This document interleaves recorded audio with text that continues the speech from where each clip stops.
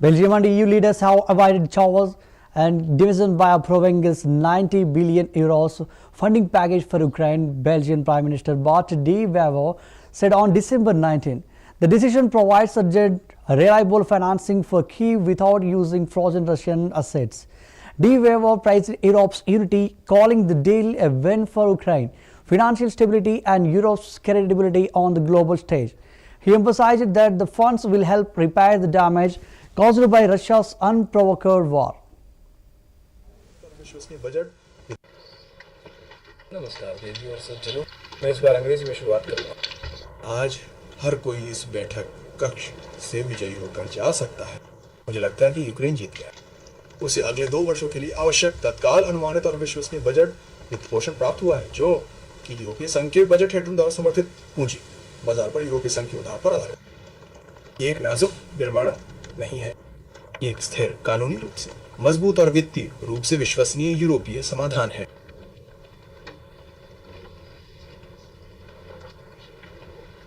मुझे लगता है कि यूरोप के पास एक है और वित्तीय स्थिरता निश्चित रूप से जीत गई है।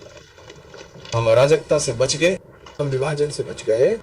यूरोप एकजुट रहा और आज एकता का मतलब है कि यूरोप भू राजनीतिक तालिका में प्रासंगिक बना हुआ है। विखंडन का मतलब कमजोरी और अप्रासंगिकता होगा, और हमने उसे टाल दिया। हमने यूरोप की आर्थिक और वित्तीय विश्वसनीयता की रक्षा की है, क्योंकि मेरे पास 2 अकेले ही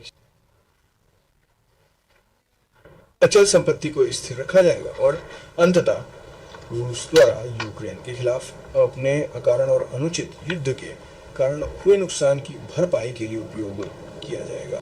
मुझे नहीं लगता कि यूरोपीय परिवार में कोई भी ये नहीं चाहता कि वो पैसा मॉस्को को वापस मिले, लेकिन हम मूल दर्शन पर लौटने जा रहे हैं। इसका उपयोग रूस द्वारा यूक्रेन में किए गए नुकसान की भरपाई के लिए किया जाएगा। अनकैप्ड गारंटी शामिल है, जिसका आप ध्यान रख रहे हैं। मैं ये स्पष्ट करना चाहता हूँ कि दांव पर क्या लगा है। अगर ये चार्टर आज बिना किसी समझौते के निकल जाता, तो हम न केवल यूक्रेन को विफल कर देते, बल्कि हम खुद को भी विफल कर देते। यह एक क्रूर युद्ध है, यह हमारे अपने महाद्वीप में युद्ध है।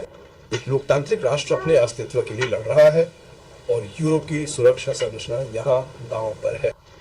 अगर हम आज ब्रसेल्स को विभाजित करके छोड़ते, तो यूरोप भू राजनीतिक प्रासंगिकता से दूर हो जाता।